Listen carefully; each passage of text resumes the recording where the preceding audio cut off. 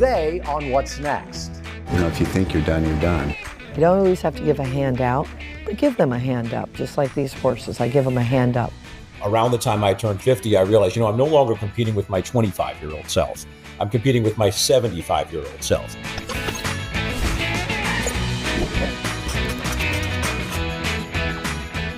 Hello and welcome back to What's Next. I'm Mark Middleton here with your weekly reminder that we all need a What's Next, and it doesn't have to look like what is or what was.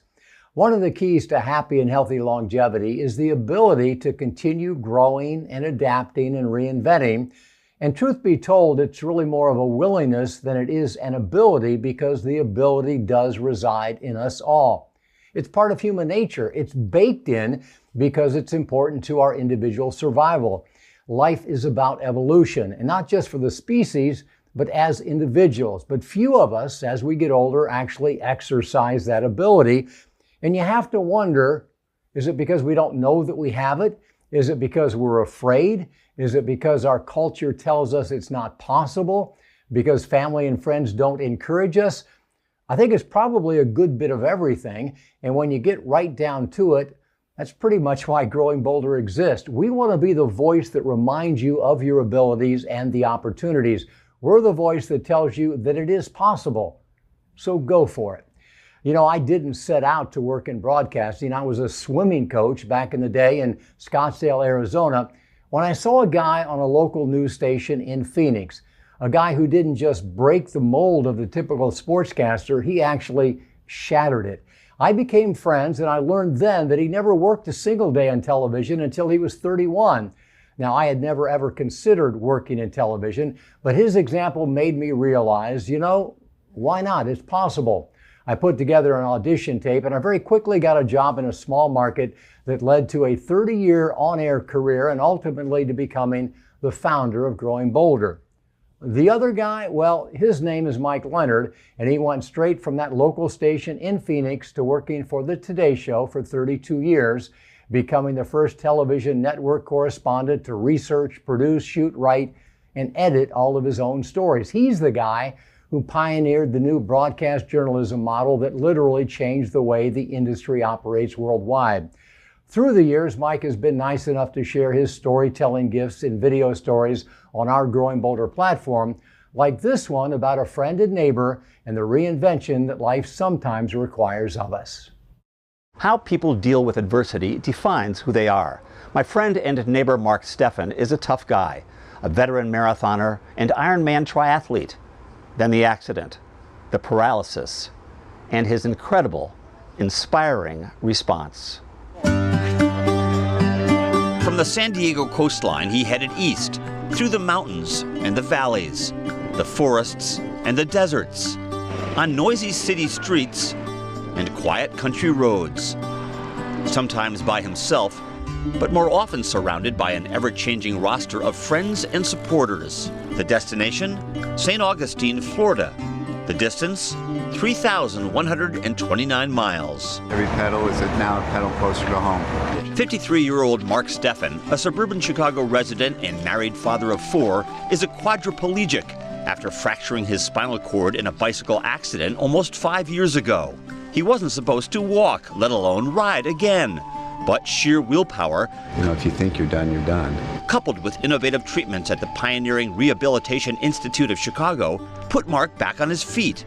A few years ago, I chronicled his ascent to the top of Chicago's Willis Tower. And now, this bicycle odyssey, a fundraising effort for the Rehab Institute that got him going again. A tough, uphill going. Weathering all kinds of adversity, including an accident that caused minor injuries and a time-consuming equipment repair. Yet he pressed on, through the challenges, the setbacks, and the constant reminders of how life used to be. But I see you're smiling. Oh yeah, Mike, considering where I came from, look at this. I'm out on a bike ride on a, Tuesday afternoon with a bunch of my buddies. Yeah. That's not all bad. An amazingly positive outlook that astounded Katie Robin Garten, who was hired to document the journey on video. I say to people, it's not just what he's doing, it's how he does it. Lincoln Baker, At Mark's side every mile of the way to map the route, prep the bikes, and help with first aid was equally inspired. Every single morning, I can't think of one morning he hasn't gotten up and said, "It's a beautiful morning." And then there were the people met along the way. In Breaux Bridge, Louisiana, Cajun country, Neil Angel, a longtime acquaintance of mine, recruited his cousin Toby Rodriguez and other family members to treat Mark and his fellow riders to a taste of their culture. A rich French-infused culture set in stone by their ancestors, exiled to the Louisiana swamps 2 centuries ago from what is now the Canadian Maritimes. Who could live in the swamps? What you gonna do, sit and feel sorry for yourself? I mean, what good does that do? Nothing.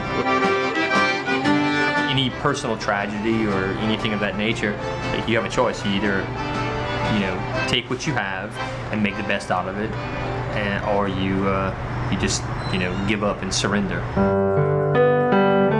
After riding the last mile of the journey with some members of his family, Mark Steffen reached the St. Augustine, Florida finish line after 76 days on the road. His story didn't make a dent on the national news front, which is too bad because it's a classic American tale of courage in the face of adversity, of people helping each other, and in the end, It makes you feel good about the State of the Union. 2.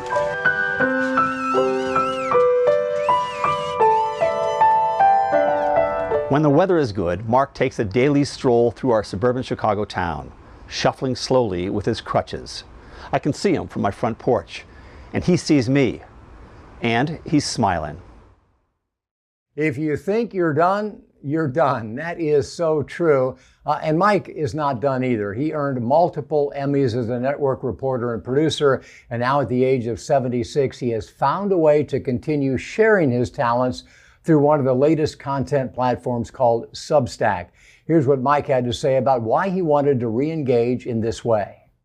I believe I was blessed with the ability to listen and reflect. I'm just got a reflector shield, and I'm taking your story and reflecting it to another audience. And if I can be that conduit, then I've had a good life. And I feel so excited at 76 to be this free creatively. And Mark, I started writing, and I hadn't written that kind of thing in a while, and it started coming back. And my wife goes, "You're enjoying this?" I said, "I really am. It's like a paintbrush back in my hand, or a guitar in my hands, or something."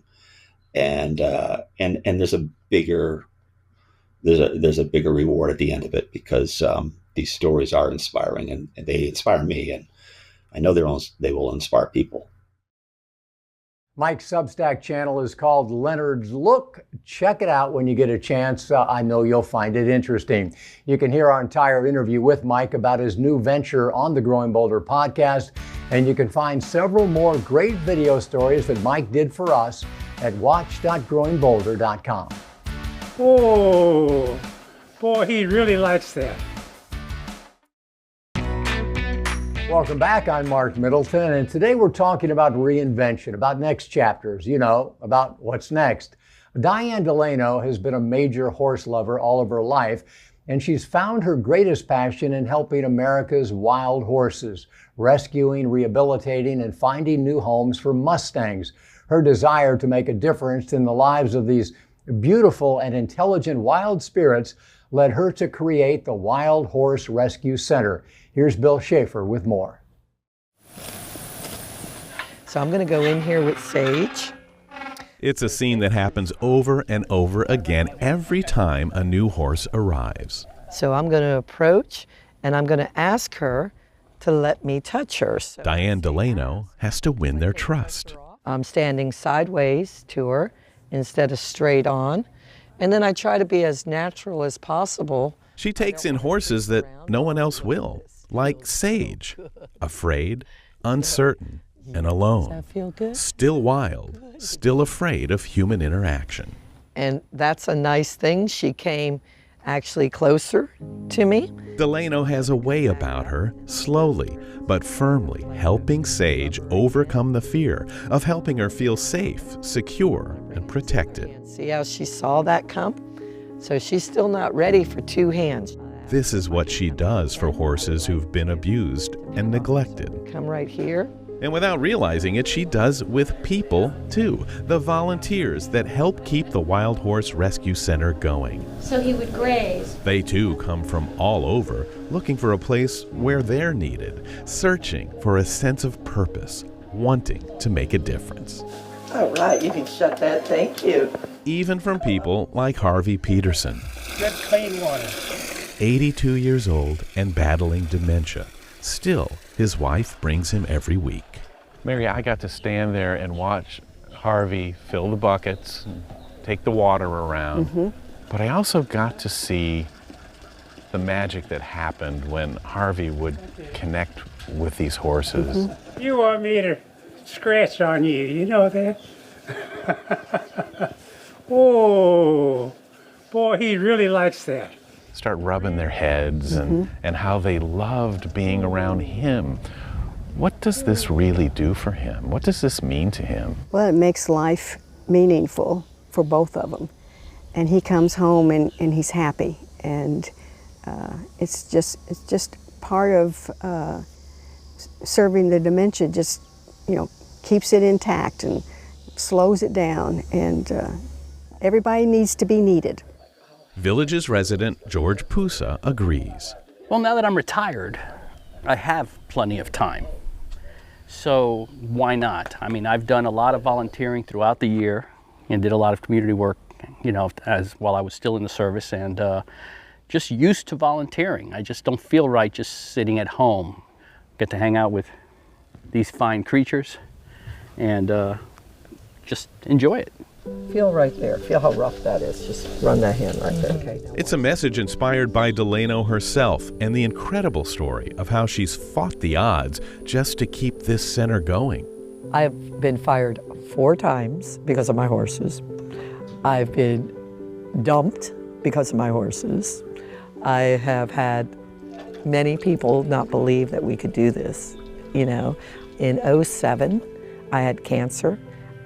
Foreclosures were everywhere. I lost my job.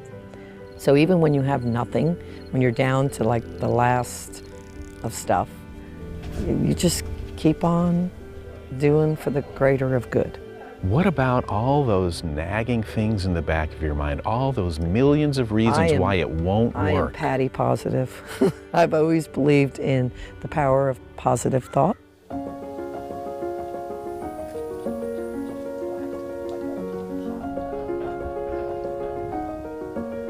This is a big breakthrough on her 5 weeks that she's been here. For people watching the story, if they take away one thing, what do you hope they take away from this? To keep a passion about things and believe in it, keep faith that it can, for the greater of good, and help those that need a hand up. You don't always have to give a hand out, but give them a hand up, just like these horses. I give them a hand up so that they can go on to their next life. I just don't feel right just sitting at home. Maybe that's you too. And if it is, like Diane said, don't be afraid to get off the couch and find your passion. And of course, it doesn't have to be a burning passion, but find something and believe in it. There are a million ways to create and contribute, many right where you are. We focus a lot on the outside. That's what we worry about, right? But you really have to worry about what's happening on the inside.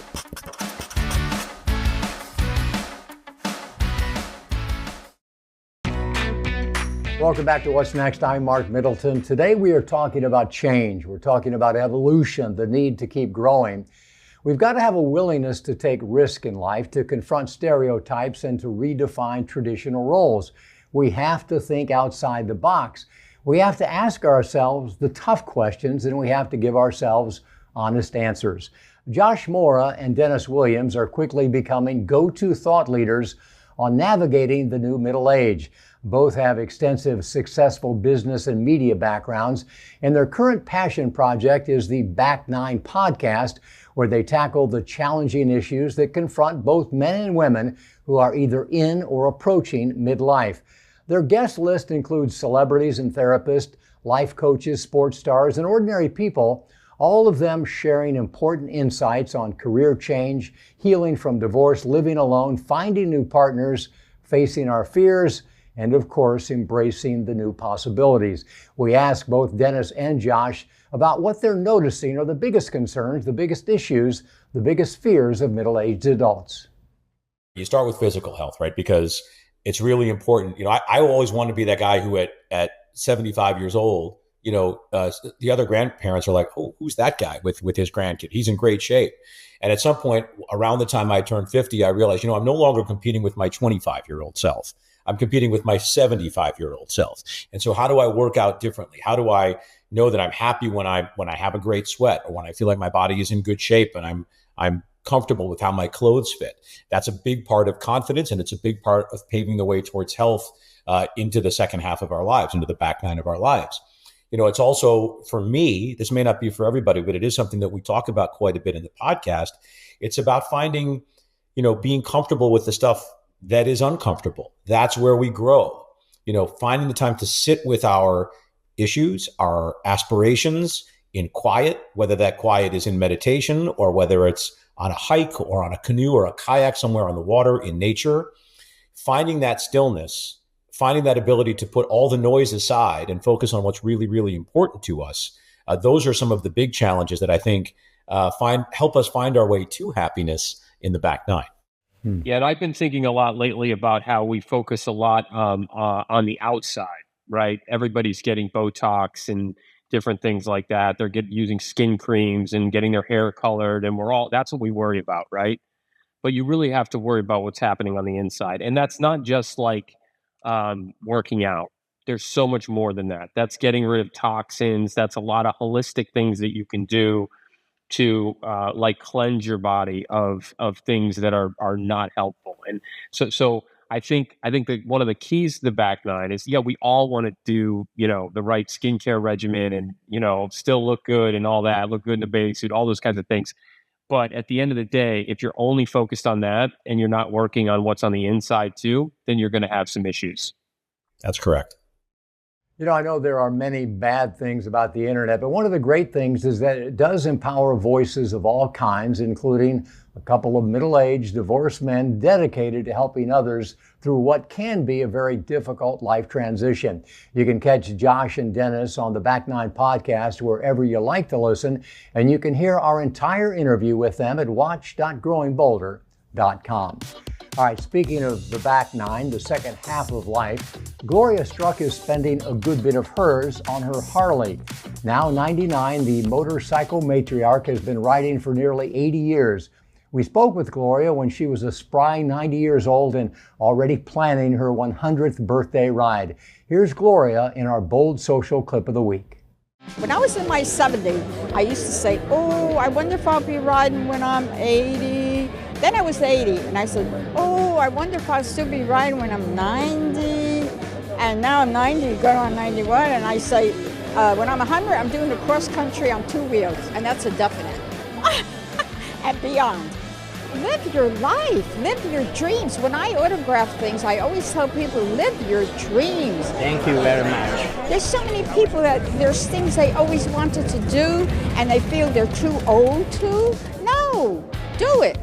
That's my philosophy in life. Keep on going. Do it. Welcome back to What's Next. Today we are talking about reinvention. We all have to keep evolving. We have to keep learning new things, trying new activities, and thank goodness technology continues to evolve as well. Recently, we asked our over 1 million Facebook followers, what tech innovation that's happened in your lifetime is your favorite? Maria D'Alessandro picked two of the more popular answers, saying it's a toss-up between FaceTime and GPS. Francine Grantowitz said Google, answers any question in seconds. Victoria Nystrom Kemp said the stupid phone I can't put down. And Faye Goodwin said, I remember how ecstatic I was to receive a curling iron for Christmas my senior year in high school. Faye, I just can't relate to that one. But I can do all of the others. I am constantly amazed by GPS, 3D printing, gene editing, AI, and of course all of the amazing aging tech that's helping older adults hear better, see better, and move better. Of course, it doesn't take artificial intelligence to know that we have to be an active participant in our own lives. GPS isn't going to navigate for us. We've got to plot our own path forward, and that takes persistence, determination, courage, and curiosity. Aging is a bit like a game of chess. We can't sit still. We have to continually make moves based upon our current and ever-changing situation. We have to be ready to seize opportunity when presented and change courses when necessary. The more experienced we become and the more knowledge we gain, the better we're able to play the game. So it's your move. Make it. We'll see you next time.